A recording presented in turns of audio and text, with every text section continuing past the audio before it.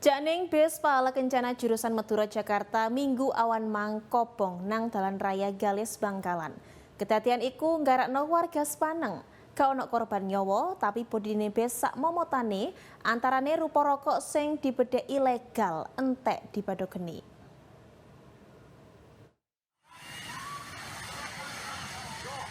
Bis Pala Kencana plat nomor B74424 TK kudu mandek nang pinggir dalan raya Galis Kabupaten Bangkalan Minggu awan mang. Bis tujuan Madura Jakarta iki kepaksa minggir polai dibadogeni. Kobongan sing kedadian jam 2 awan iki nggarakno warga nang saitran TKP kaget.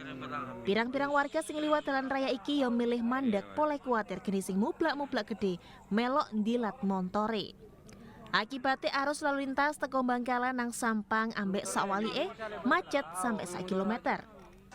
Kobonge bis sing budal teko Sumenep iki dibedhek gara-gara ana stromi sing konslet. Kondektur bis ngerui geni pertama mecungul teko bagian bokonge bis.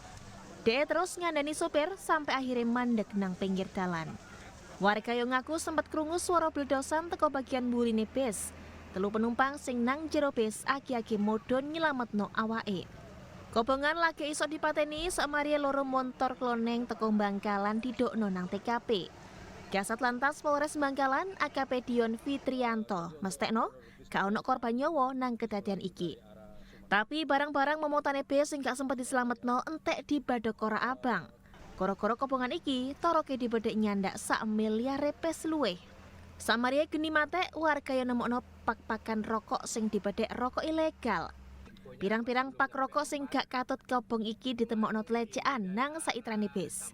Sedurung ono keterangan resmi bab rokok iku. Sauntara arus lalu lintas Bangkalan Sampang ambek sakwalike akhirnya balik lancar maneh samarien jekidek sampai 2 jam luwih. Muhammad Syahid, CTV.